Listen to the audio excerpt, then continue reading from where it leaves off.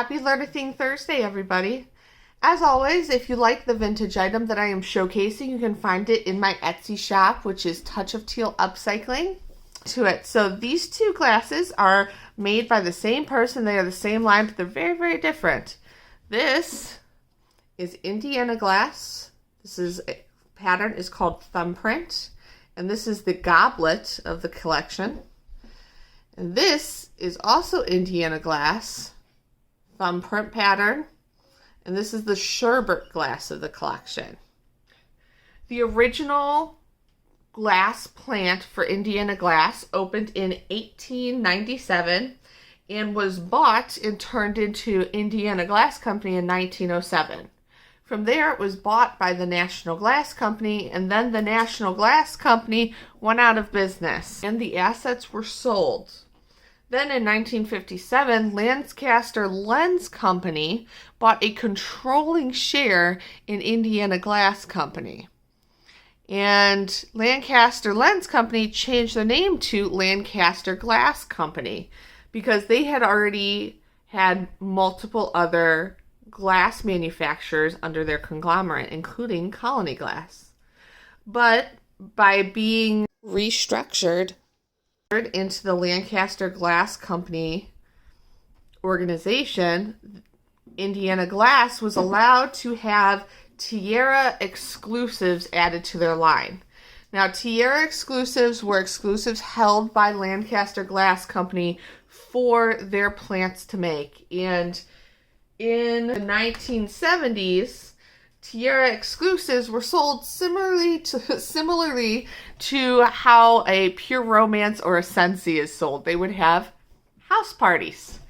So people would come and show these glasswares at house parties or Tupperware parties in order to have people buy them. And they really surged. A little bit into the 60s, but mainly the 1970s is when they saw that resurgence.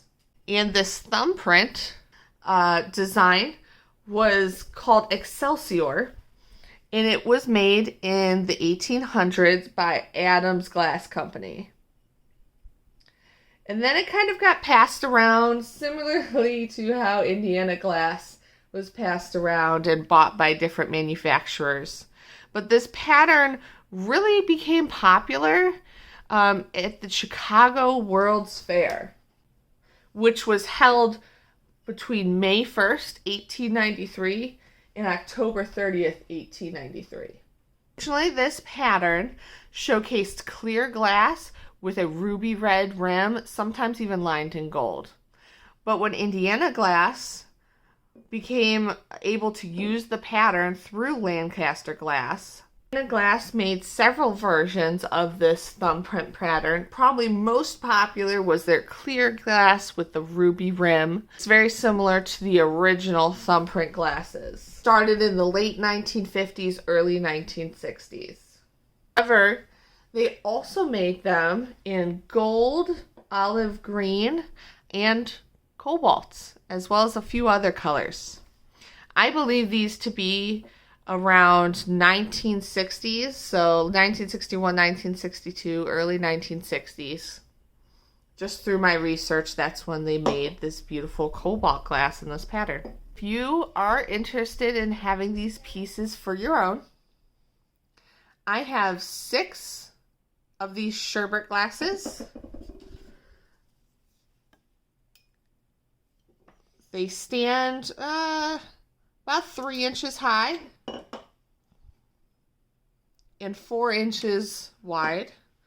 And these beautiful goblets, I have a set of 7 of these, and they are 5.5 inches high by 3 inches in width.